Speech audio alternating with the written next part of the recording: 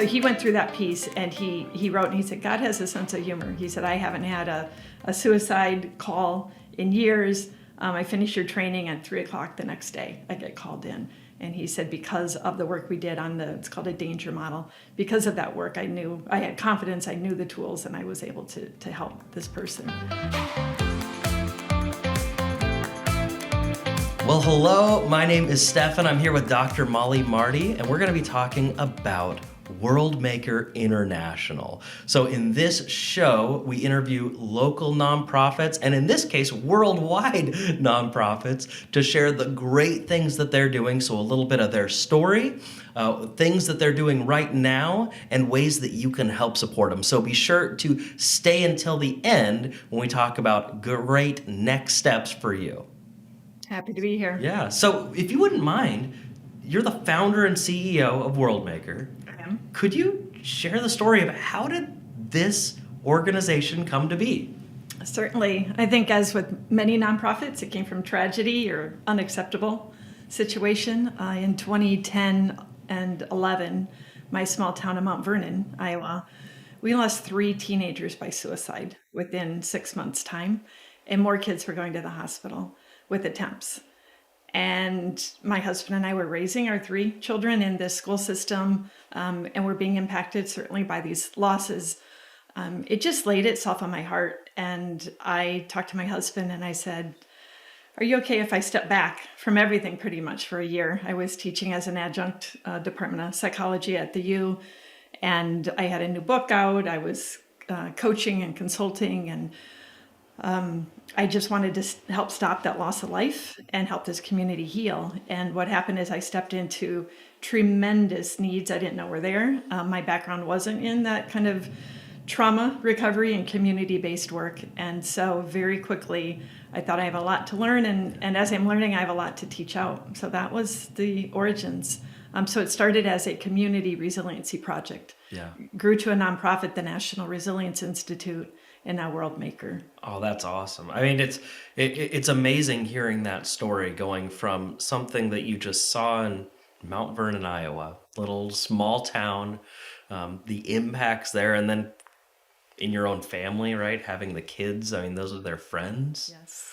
And then just pouring your time into it. And it's grown quite a bit, and we'll get into where you are now, but you were focused on students. Where's most of your focus now for Worldmakers? Yeah, I think even within that situation, my heart is always with kids. We focus on helping the helpers. You know, I think of the police officer who responded to 3 suicides, and his kid, he knew these kids, right?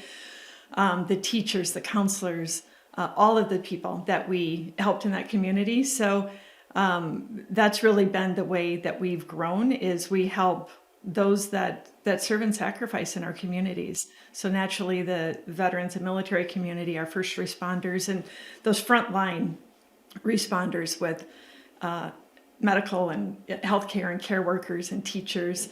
Just think of every day, there are so many people in our community getting out of bed, intent on going to help someone.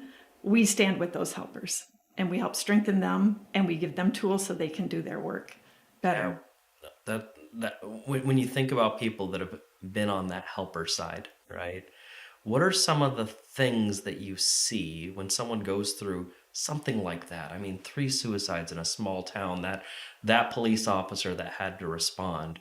What are some of those common denominators that you see in those people that you guys really try to handle? Yeah, I mean, there's a lot of trauma, of course. And what we try to do, I think it helps to know that we do crisis response. We still do that. So we work after school shootings or community shootings, after suicides. We worked in another Iowa community where 2 students had killed a teacher, right? So we have these tragic situations. And then we have natural disasters. It's just part of the human experience. Yeah. We have this among us. And so we're there in those moments where we focus a lot of our time. I call it well work. It comes from Dr. Nadine Burke-Harris, wrote a book called The Deepest Well.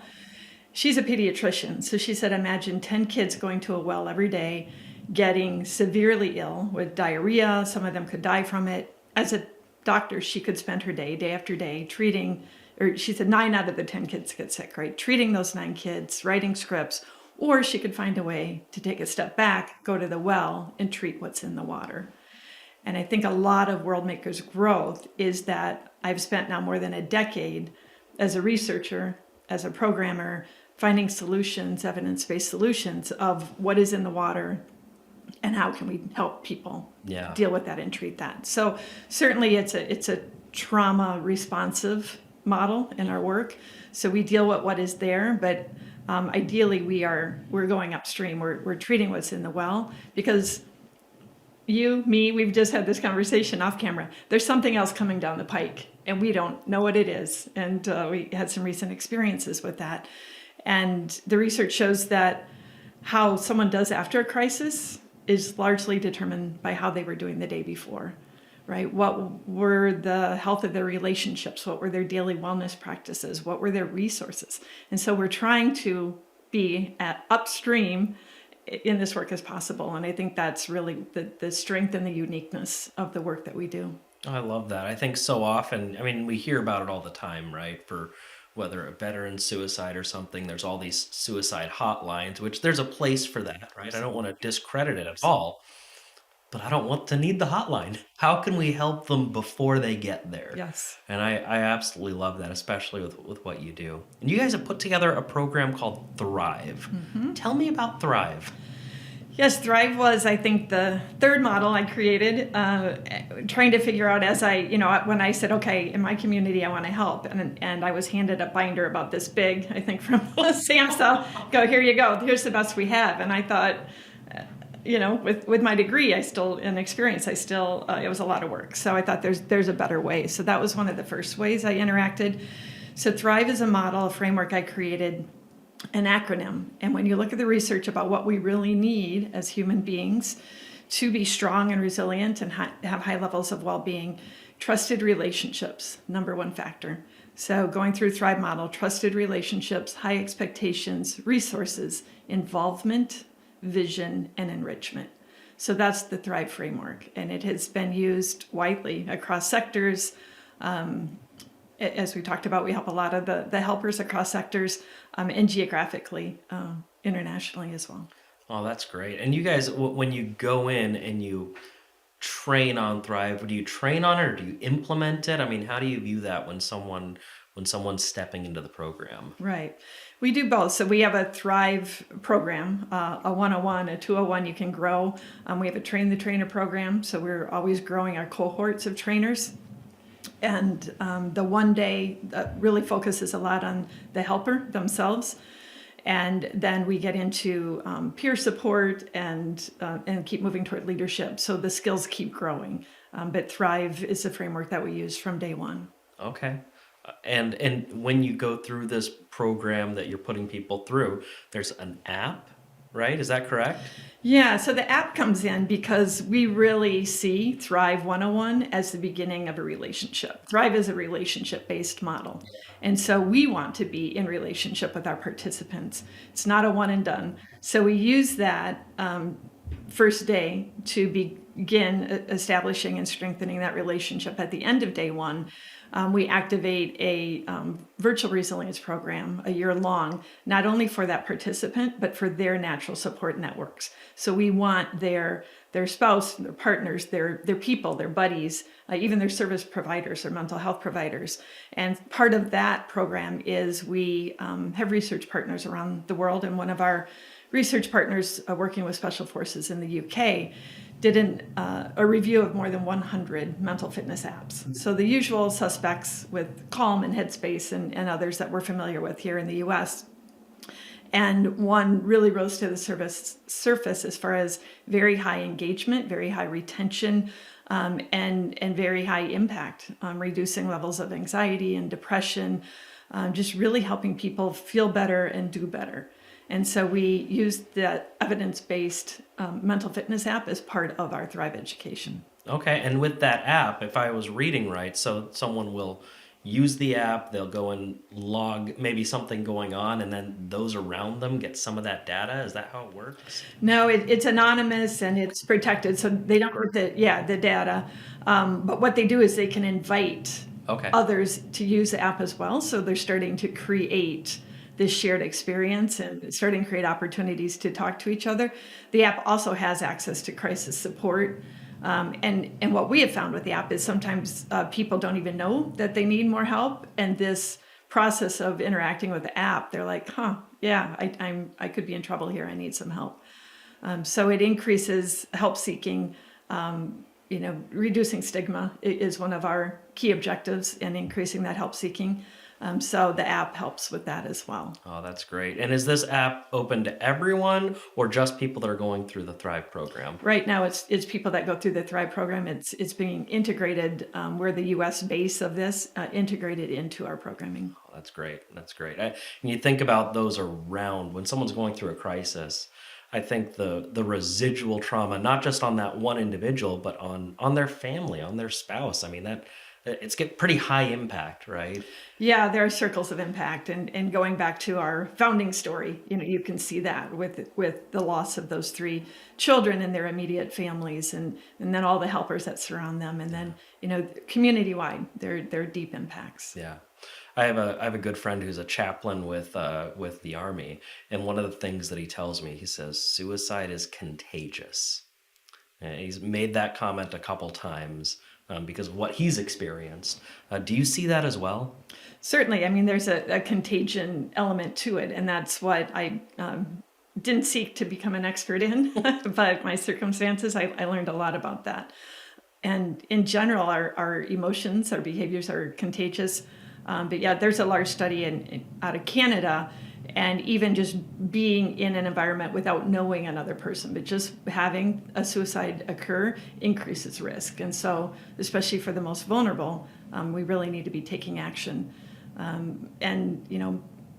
Panic is contagious, and so is calm. Yeah. And that's a big part of our programming. We're relational. Even right now, I'm impacting you and you're impacting me in so many ways. We have mirror neurons, and so becoming more aware of that process and having more tools, and then being that person of calm when the other person is coming at you, instead of losing your cool to raising the stakes. Right? How can we be that anchor within those situations? Yeah, that's great. It sounds like this applies a whole lot more to just suicide in a small community, right? This seems to impact nearly every area of life, and there's probably things that anyone can grow and need out of this. Absolutely, and it's at the end of the day, I think of it as helping humans be better humans or more humane humans, right? In this age of tech and IT, and it's how do we continue to stay in relationship and always be moving into relationship, and disengage from I have a friend, Scott Mann, he calls it the churn, right? The churn of today with the disengagement and distrust and all that's going on. How do we continue to stay solid in ourselves and in relationship with each other? Oh, that's spot on. That's good stuff. When you think of this program, you guys you've been doing this. You've had World Makers International around for 10 years. You guys have touched hundreds of countries. Mm-hmm. Like, this isn't just something where, a little small town Iowa, but you guys have branched out to be in over 100 countries that you've impacted. Tell me about some of the common denominators that you've noticed, or maybe some of the differences that stand out as you break into different countries and help others. Sure. Yeah, the pandemic, when I started this work stuff, and it was one of the challenges was educating people about what is resilience, why is it needed, what does it look like? And then we had a global pandemic, and that took care of a lot of that education for us. So through that pandemic, we received a grant to provide resilience education for parents. And so that's how, in one of the ways that we have reached learners in well over 100 countries. I also have the TV show, Resiliency Matters, and that's broadcast across the U.S. to 250,000 households, and then amplified versus Wi-Fi. And then we actually physically have been present. We work with We've worked with law enforcement helpers in the Five Eyes countries, so US, UK, Canada, Australia, and New Zealand. And then we've done community-based resilience work in places like South Africa and Zimbabwe. So this reach really has grown in ways I never could have foreseen when I said, hey, hubby, I need a year to just help, my community, our community. Yeah, when you raised your hand and said, I want to help here, you didn't realize how needed this was for those all over the world. Yeah. So common denominators, we're, at the end of the day, we're human. We have shared human needs. We teach about these needs. We have a need for safety, not just physical, but psychological safety. We have a need for belonging. We have a need for competence, to have that agency and have that voice. And we have that need for purpose and to know that we can make that meaningful contribution to each other. I've never seen a human that doesn't have those needs, right? And there's research behind it. So much more shared, I think, than different. Our challenges in the U.S., all of our program, we really focus on reducing stigma and increasing help seeking. We try to increase coping skills and stress management skills, and then we're trying to change the culture so that helpers are more likely to ask for help and everyone can be supported to thrive. I think one of the differences we see is that level of stigma, is that level of connection. In some communities, we describe some problems or challenges we have here in the States or Western culture, and they'll be like, what? Because they might be much, coming from a very different place relationally than we are. So I would say that that's one of the key differences. And we show up in different places, and we just have to start with asking a whole lot of questions, right? There's so much I don't know in any unique culture. And so that's what we do. We've learned a tremendous amount along the way. It's been really interesting and fascinating.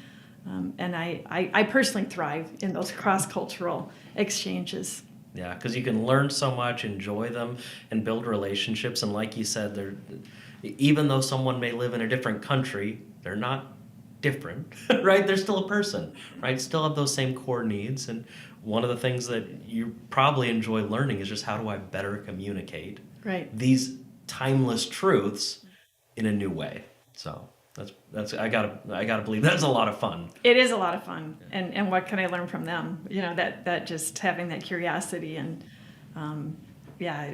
it's just I'm a student. I have a little bit of alphabet soup behind my name, so you can tell I like the academics, but I'm a student of people. I think I really I thrive on that. Oh, that's good. So we've talked about world makers, we've talked about Thrive, and we started off with a sad story, a hard time. Are there any recent stories or wins that just put a lot of wind in your sail? So we can end on high notes. Yeah. So many. We do surveys in qualitative and quantitative data, and then, like I said, we're in relationships, so we hear stories.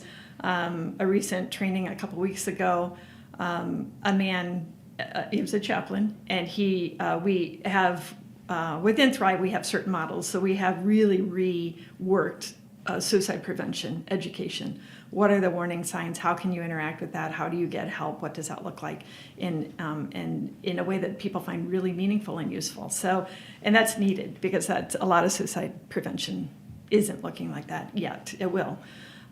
So he went through that piece, and he wrote, and he said, God has a sense of humor. He said, I haven't had a suicide call in years. I finished your training at 3:00 the next day. I get called in. And he said, because of the work we did on it's called a danger model, because of that work, I had confidence, I knew the tools, and I was able to help this person. We help those frontline workers. In many instances, we are those frontline workers. One that really stays with me is a woman came up to me at the end of a day 2 of training, and I had seen a big difference. She had opened up kind of late morning the first day and said, you're encouraging us to be vulnerable, and this is hard to share, and she had some colleagues in the room, and so long story short, she came up and she said, in my work helping veterans, and she was a veteran, I believe that if I can just help save one life, like everything I do is worth it. And I don't know if you know the starfish story. She referenced the starfish story of the man that is walking along the beach and throwing back the starfish. And someone's like, what are you doing? You're not going to make a dent, right? All these starfish are on the beach, they're going to die. And he's like, tell that to the starfish, as he throws them back and saves a life. So she referenced his story and said, I want you to know that I'm your starfish. I'm your one. She said the night before this training, she told me what she was going to do and how she was going to do it.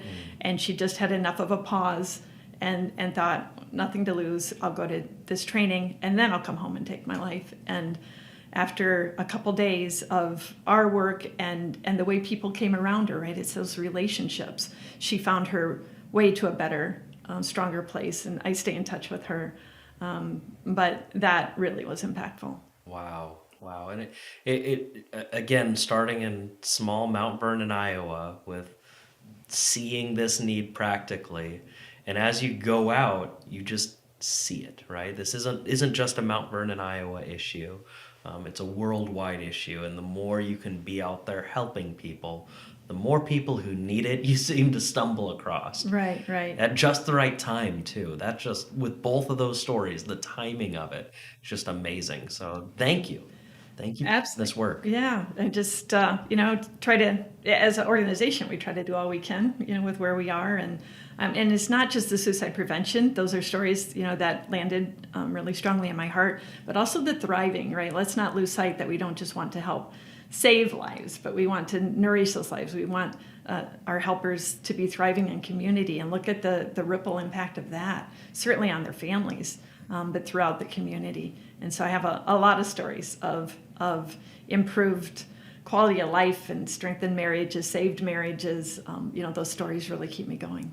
I love it. Well, thanks for sharing this with us. Thanks for going through the Thrive model, giving us a little taste of what you're doing around the world. If someone's watching this and they think, hey, I could either use this model at my employer somewhere, what would be a good first step for them if they're intrigued by what they're seeing here? Yes, absolutely. Reach out. So we are doing the first in the nation statewide program for our veterans in Michigan. We just launched, we've done a lot of work in Iowa, in schools and in communities. We've just launched our veteran and first responder work here in Iowa. So attend a Thrive training. We always welcome volunteers. We are always recruiting for board and contractors and all of those pieces that go into an organization. So, and then we also are increasing awareness and outreach. So our goal, we have the leader in Michigan, and he says their veteran navigator program is called, they can't reach every veteran, but their communities can. And so they're using the Thrive work to drive down into communities. So this isn't just for the helpers, it's for every community member. We want the Rotarians and librarians and Kiwanis and all of the helpers because they're interacting with other helpers, and we really strengthen together. Yeah, that's awesome. So reach out. You guys have phone number on your website. There's contact us. Absolutely. Is there any specific needs that you guys are seeing right now that's just kind of top of your mind, right? If you could make a shameless ask, yes, what would that be? Yes, I think, the one I'm speaking to, increasing awareness, decreasing that mental health stigma. So we have ways to help people do that if you're not comfortable having certain conversations. And then organizationally, of course, it's finances because the needs are so great. And we have waiting lists of people. What we do, we provide training at no cost. And so we do the work of writing the grants and, establishing partnerships with donors and all of that. So, so if somebody's ready to have a conversation about how they can invest in an organization that really has a strong track record, we have data to show it. We have so many tremendous, inspiring testimonials of people that we're out there changing lives. So we always welcome those conversations as well. All right. And either way, if someone is wanting to help support Thrive and help support what World Makers is doing on the website, make a phone call if they have questions. That's the best first step for them as well. Certainly. Yes. Awesome. All right. Well, thank you so much, Dr. Mollie, for doing this interview. I really appreciate it. And I appreciate the work that you're doing, not just in in our little Iowa community, not just with veterans, but all around with different people who are frontline workers. So thank you for that work. And thank you for tuning in and watching this. I really appreciate you taking the time to learn more about Worldmaker International. Be sure to click the link down below to learn more about them if you want to either support them, or if as you're watching this you think that you may need support from them, please click the link down below. We want to make sure that you can enjoy the great work that Dr. Mollie is doing. So thank you. Thank you.